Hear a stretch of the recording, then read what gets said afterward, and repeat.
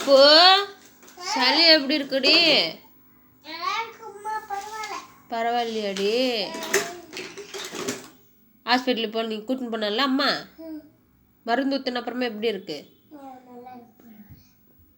மூக்கில் காற்று வருதா?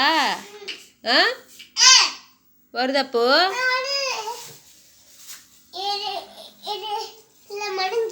அதில் மருந்து இல்லை. அந்த மருந்து புது மருந்து நேற்று வாங்கிட்டு வந்தது வை அங்கே. ஆமாம், அதெல்லாம் எல்லாம் மிக்ஸ் பண்ணி வைக்காத. அதெல்லாம் ஜரம் மருந்து, அதெல்லாம் தூக்கி குப்பையில் போடணும். அந்த மருந்து எடுத்துன்னு போய் அங்கே போய் எங்கே இருந்து அங்கே வச்சுருங்க. அங்கே தான் போய் உலாது. மாமாம் சாப்பிட்டியா?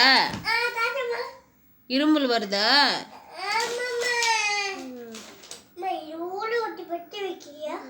வை. கொஞ்ச நேரம் கழிச்சு தேங்காயும் கற்பூரம் தேய்ச்சி விட்றேன் அம்மா. அது தேய்ச்சா கொஞ்சம் சளி கொஞ்சம் குறையும், இரும்புல் கொஞ்சம் குறையும். சரியா? ஆ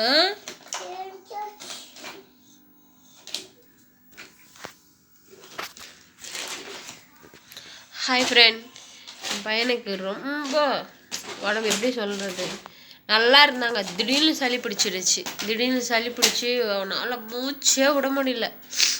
முந்தா நேற்று நைட்டு நாங்கள் ரொம்ப பயந்துட்டோம். நல்லா சளி தான் இருந்தது. வீட்டில் இருந்த மருந்து ஊற்றிட்டு நைட்டுக்கு தூங்க போகிறோம். தூங்கிட்டோம். அவனும் எப்படியோ அடித்து பிடிச்சி தூங்கிட்டான். தூங்கின அப்புறமா என்ன ஆயிடுச்சுன்னா, ரொம்ப நைட்டெல்லாம் அவன் ஃபேனு வேறையா எதுவுமே போத்திக்க மாட்டாங்க குழந்தைங்க பொறுத்த வரைக்கும். எதுவுமே மேலே நம்ம துணி பெட்ஷீட்டு எது போட்டாலும் போத்திக்க மாட்டாங்க குழந்தை பொறுத்த வரைக்கும். அது மாதிரி எதுவுமே போத்திக்கலையே சொல்லி ஸ்வெட்டர் போட்டிருந்தான். அந்த ஸ்வெட்டரை எடுத்து தலையில் மாட்டேன் எழுந்திரிச்சிட்டான். சரி எப்படியோ அவனை தூங்க வச்சுட்டு நான் கொஞ்சம் அப்படி கண்ணை அசைஞ்சேன். உடனே எந்திரிச்சு பயங்கரமாக அழுதாங்க. ஏன் தான் அப்படி அழுதானே தெரியல. ஐயோ வலிக்குதுன்னு எங்கே வலிக்குதுன்னா தொண்டை வலிக்குதுன்னு சொன்னானா, தொண்டை அரிக்குதுன்னு சொன்னானா தெரியல. ஆனால் வலிக்குது. தொண்டை சளி ரொம்ப இருந்ததுனால அவனால் பேசவும் முடியல, எதுவுமே சொல்லவும் முடியல. அவனால் மாதிரியா கத்துறான். என்னம்மா தொண்டை அரிக்குதுமா, தொண்டை அரிக்குது அப்படின்னு சொன்னால், இல்லைம்மா தொண்டை பயங்கரமாக வலிக்குதுமா எனக்குன்ட்டு. அந்த டயத்தில் போய் எங்கள் வீட்டுக்கார் வெந்நீரை எடுத்துன்னு வந்து கொஞ்சோண்டு வெதுன்னு கொடுத்துட்டு நைட்டு ஃபுல்லாக குடித்தா கூட தூங்கலைங்க. தைலம் தேய்ச்சி விட்டு படுக்க வச்சேன். அப்போ கூட தூங்கலை. வலியில் அவனுக்கு அந்த மூக்கு வேற நல்லா காற்றே சுத்தமாக இல்லாமல் போயிடுச்சு. மூக்கு நல்லா அடைச்சிருச்சு.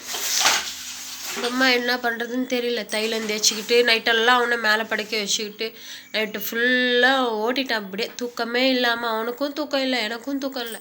டாக்டர் நாங்கள் பார்க்குறது குழந்தை டாக்டர் அவங்க காலையில் வரவே மாட்டாங்க.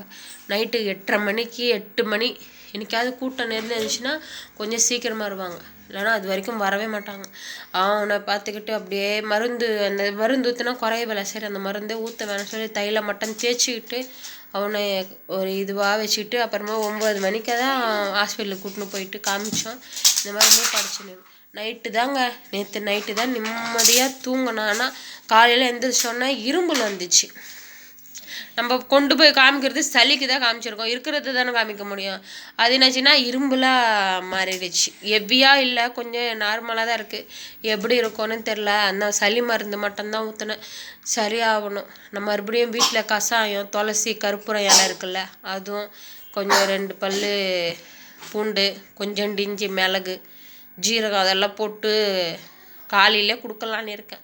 அதெல்லாம் குடித்தா சளி கண்டிப்பாக குறைஞ்சிடும்னு நான் நம்புகிறேன். ஏன்னா இத்தனை நாள் சளி இல்லாமல் இருந்தான். இப்போ திடீர்னு இப்போ குழந்தைங்கள நீங்கள் பார்த்து பத்திரமா வச்சுக்கோங்க. பனி டைம் எங்கேயுமே வெளியில் அனுப்புனீங்கன்னா ஐயோ குழந்தைங்க நம்மளுக்கு வந்தால் கூட நம்ம தாங்கிடலாங்க. குழந்தைங்களுக்கு வந்தால் சத்தியமாக தாங்கிறதுக்கே முடியாது. அதுங்க சின்ன எப்படி சொல்கிறது, ஒரு சின்ன வலினா கூட அதுங்களுக்கு சொல்ல தெரியணும். அது என் பையன் கொஞ்சம் பேசுகிறதுனால 3 வயசு தானே பேசுகிறான், ஏதோ பேசுகிறான். அது பேசுறது கூட நம்மளுக்கு புரியணும். ஒரு டைம் அவங்களுக்கு தொண்டை எப்படி இருக்கும், உடம்பு எப்படி இருக்குமோ அது நம்மளுக்கு தெரியாது இல்லை. அதனால் குழந்தைங்கள நீங்கள் வேலைக்கு போயிட்டு வரீங்கன்னா வீட்டுக்கு வரும்போது தயவுசெய்து குழந்தை இருக்கிறவங்க கை கால் கழுவிக்கிட்டு வந்து குழந்தைய தூக்குங்க. உடனே வந்து நீங்கள் குழந்தைய தூக்காதீங்க. வெளியில் வந்து இப்போ வைரல் ஃபீவர் ஏதோ இதோ அது இது சொல்லிகிட்டே இருக்கிறாங்க. சரிங்களா? நம்ம தான் நம்ம குழந்தைங்க பார்த்துக்கணும். கை காலை கழுவிட்டு நல்லா ஃப்ரெஷ்ஷாக அந்த குழந்தைங்கள தூக்குங்க. நான் ஓடி வருவாங்க அப்பா அம்மான்ட்டு ஓடி வருவாங்க. யாராக இருந்தாலும் தூக்காதீங்க. உடனே கை காலை கழுவிட்டு தூக்குங்க. ஏன்னா குழந்தைங்க வந்து அவங்க அவஸ்தைப்படுறத பார்க்குறதுக்கு நம்மளால் முடிய மாட்டேங்குது.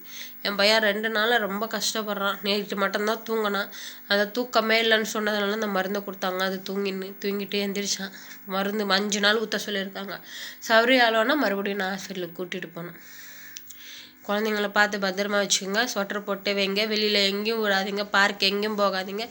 சொந்தக்காரங்க எந்த இதுக்கும் போகாதீங்க. குழந்தை இருக்கிறவங்க பார்த்து பத்திரமா இருந்துக்குங்க. என் பையன் பாருங்க பார்க்குறேன். என்னடி என்னை பெத்த அழகு சரியாச்சுடி.